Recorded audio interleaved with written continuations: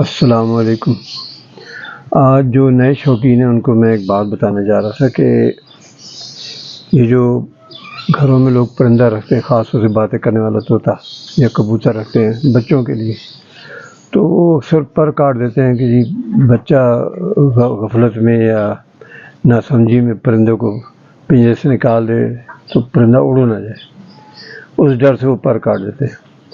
اس میں پر کاٹتے ہوئے وہ اس طرح پر کاٹتے ہیں کہ اس کی جو خوبصورتی ہوتی ہے نا وہ خراب ہو جاتی ہے پر کاٹنے سے۔ اب اس میں سمجھنے والی چیز یہ ہے کہ پہلے تو پر آپ نے ایک سائڈ کے کاٹنے ہیں، صرف ایک سائڈ کے، یہ دوسری سائڈ ہے نا یہ والی، یہ نہیں کاٹنے۔ اس کا فائدہ یہ ہوگا کہ جب یہ والا پر کاٹیں گے آپ تو پہلے تو یہ دو پر چھوڑیں گے آپ، یہ والے، یہ پرائمری پر کہلاتے ہیں۔ ان دو پروں کو چھوڑ کے باقی یہ والے یہاں سے لے کے یہ سارے پرائمری ہیں، یہاں سے آگے پر جا رہے ہیں یہ والے، یہ سیکنڈری ہے۔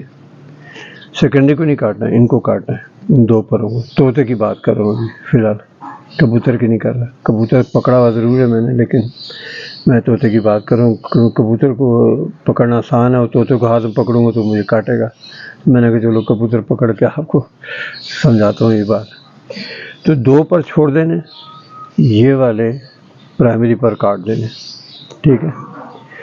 اس کے بعد جب یہ دو پر آپ چھوڑیں گے تو پرندہ جب اپنے پر واپس جب پیچھے کرے گا تو یہ پرندے کی اس طرح سے یہ وی شیپ کہلاتی ہے، ٹھیک ہے۔ یہ وی شیپ جو ہے نا، یہ دیکھیں یہ وی شیپ یوں ہوتی ہے۔ یہ جو کراس ہے نا دونوں پروں کو، یہ خراب نہیں لگے تو پرندہ جب نارمل طریقے سے بیٹھے گا تو پیچھے اس کی جو شیپ ہے وی شیپ وہ صحیح لگے گی۔ تو آپ نے دو پر یہ والے چھوڑ دینے، یہ والے کاٹ دینے، اور یہ والے یہ رہنے دینے۔